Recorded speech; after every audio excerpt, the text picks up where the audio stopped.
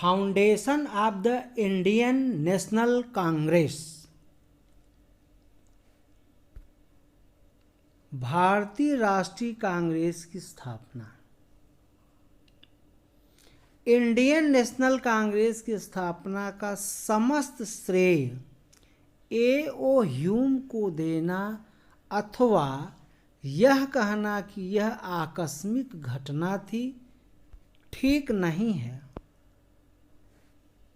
वास्तव में भारत के सभी भागों में जागरण था और एक मंच पर एकत्रित होने की भावना थी, परंतु इंडियन एसोसिएशन कोलकाता और इसके नेता सुरेंद्रनाथ बनर्जी का नाम इंडियन नेशनल कॉन्फ्रेंस को संगठित करने में विशेष रूप से उल्लेखनीय है।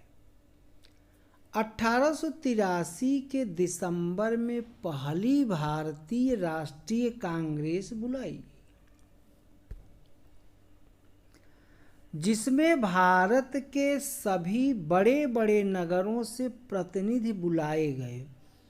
अध्यक्ष श्री आनंद मोहन बोस ने आशा प्रकट की कि यह सम्मेलन राष्ट्रीय संसद के गठन में प्रथम चरण बन जाएगा।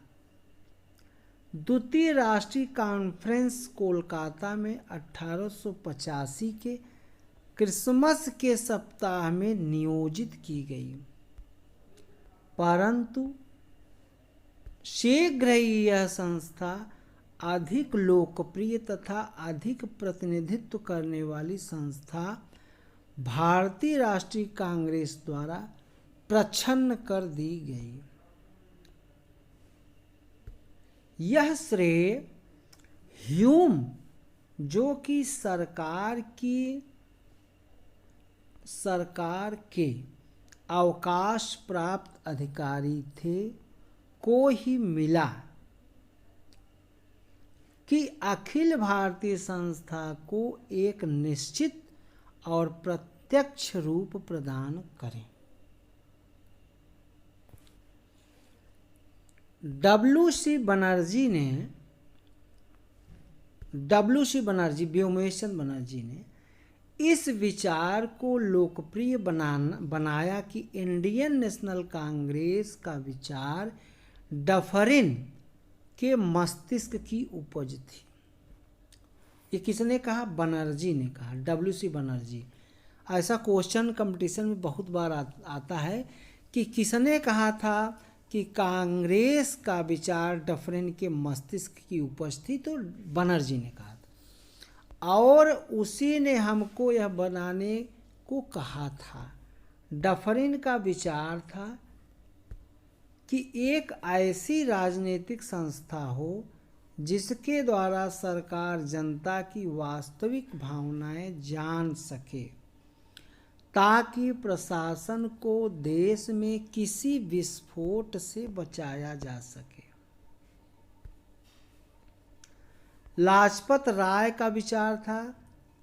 लाजपत राय ने कांग्रेस के बारे में क्या कहा था कि यह संस्था इसलिए बनी थी कि वह एक अंग्रेज राज्य की रक्षा हेतु सुरक्षा कपाट के रूप में कार्य कर सकें। इसका मुख्य उद्देश्य साम्राज्य की रक्षा ही नहीं, अपितु उसे शुद्ध करना था, राजनीतिक शिकायतों को दूर करना। तो एक गौणोत्पाद और गौण महत्व की बात थी। डफरिन अथवा ह्यूम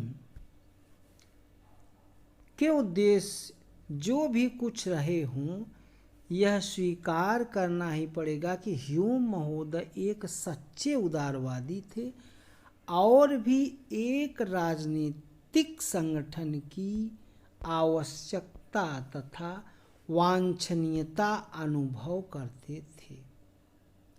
जिन्होंने एक खुला पत्र कोलकाता विश्वविद्यालय के स्नातकों को लिखा, उसमें उन्होंने लिखा कि बिखरे हुए व्यक्ति कितने ही बुद्धिमान तथा अच्छे आशय वाले क्यों न हों, अकेले तो शक्तिहीन होते हैं, अकेले तो शक्तिहीन होते हैं।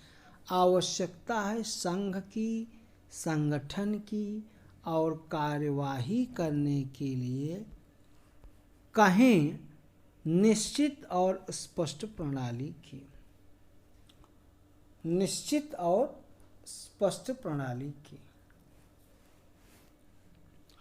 उन्होंने भारतीय लोगों के बौद्धिक, नैतिक, सामाजिक तथा राजनीतिक पुनर्जागरण के लिए 50 स्वयंसेवकों की मांग की। 50 स्वयंसेवकों की मांग की। ह्यूम ने इंडियन नेशनल कांग्रेस के लिए सरकारी तथा गैर सरकारी व्यक्तियों की सहानुभूति तथा सहायता प्राप्त कर ली। इस प्रकार यह संस्था इंग्लैंड तथा भारत के सम्मिलित मस्तिष्क की उपज थी। सुरेंद्रनाथ बनर्जी, जिन्हें वह पदच्युत सरकारी सेवक मानते थे, कौन मानते थे? ह्यूम। और जो उन्नत राजनीतिक विचारों के व्यक्ति थे, जिन्होंने मैज़नी और गैरिबाल्डी के विचारों को लोकप्रिय बनाया था। कांग्रेस की स्थापना 28 दिसंबर 1885 को गोकुलदास तेजपाल संस्कृत महाविद्यालय में, जिनमें 72 प्रतिनिधि शामिल थे, हुई थी। आधुनिक अनुसंधानों ने यह सिद्ध कर दिया कि ह्यूम एक जागरूक साम्राज्यवादी थे। वह शासक और शासित वर्ग के बीच बढ़ती हुई खाई से चिंतित थे। 1885 में इंडियन नेशनल कांग्रेस का पहला अधिवेशन व्योमेश बनर्जी की अध्यक्षता में मुंबई में हुआ। 1885 से 1905 का समय कांग्रेस का राजनीतिक भिक्षावृत्ति का युग कहा जाता है। इस युग में दादा भाई नौरोजी, फिरोज शाह मेहता, दिनसा वाचा, व्योमेश चंद बनर्जी और सुरेंद्रनाथ बनर्जी जैसे नेता कांग्रेस की राजनीति पर छाए हुए थे और यह लोग उदारवादी तथा परिमित राजनीति में विश्वास रखते थे। उन्हें उदारवादी की संज्ञा दी गई ताकि उन्हें आरंभिक 20वीं शताब्दी के नवीन राष्ट्रवादियों से पृथक किया जा सके। यह लोग अपनी राजनीति की व्याख्या उदार और संयम के समन्वय से करते थे। यह लोग भारतीयों के लिए धर्म और जाति के पक्षपात का अभाव, मानव में समानता, कानून के सामने बराबरी, नागरिक स्वतंत्रताओं का प्रसार और प्रतिनिधि संस्थाओं के विकास की इच्छा करते थे। उनके ढंगों के विषय में महादेव गोविंद रानाडे ने लिखा था कि संयम का अर्थ यह है कि उसे वस्तु की अथवा उन आदेशों की झूठी आशा ही मत करो जो मिलनी ही असंभव है, अपितु समीपतम वस्तु की ओर समझौते और न्याय संगत भावना से प्रेरित होकर दिन प्रतिदिन आगे बढ़ते जाओ। इस प्रकार उदारवादी दल क्रमिक और संवैधानिक नीतियों में विश्वास करता था। इस काल में कांग्रेस पर समृद्धिशाली मध्यम वर्गीय बुद्धिजीवियों का, जिनमें वकील, डॉक्टर, इंजीनियर, पत्रकार और साहित्यिक व्यक्ति सम्मिलित थे। अधिकार था, इन लोगों का अधिकार था। इन मध्यम वर्गीय लोगों के ढंग ही जो प्रायः संवैधानिक ही होते हैं, इस युग के राष्ट्रीय संघर्ष के मुख्य ढंग थे।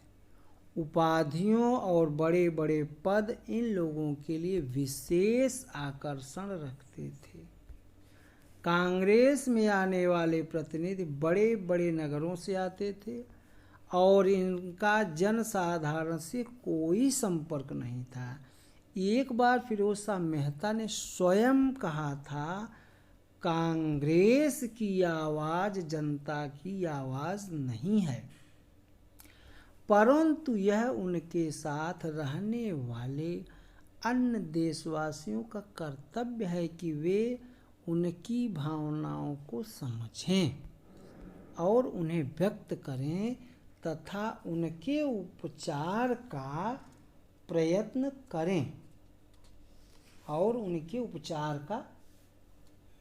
करें ह्यूम ने कांग्रेस लॉर्ड डफरिन से परामर्श करके ही आरंभ की थी। कांग्रेस के नेता अंग्रेजी इतिहास और संस्कृत से बहुत प्रभावित थे और अंग्रेजी संपर्क को ईश्वर की अनन्य कृपा मानते थे। उन्हें पूर्ण विश्वास था कि अंग्रेजी शासन भारत के हित में है, अतएव वे लोग अंग्रेजी सरकार को शत्रु नहीं अपना मित्र समझते थे। आज इतना ही, धन्यवाद। वीडियो को लाइक एवं शेयर अवश्य करें। कंपटीशन की दृष्टि से IAS, PCS, PGT, TGT, CDS, NDA, UPSI तमाम नौकरियों में यहाँ से क्वेश्चन पूछे जाते हैं। धन्यवाद।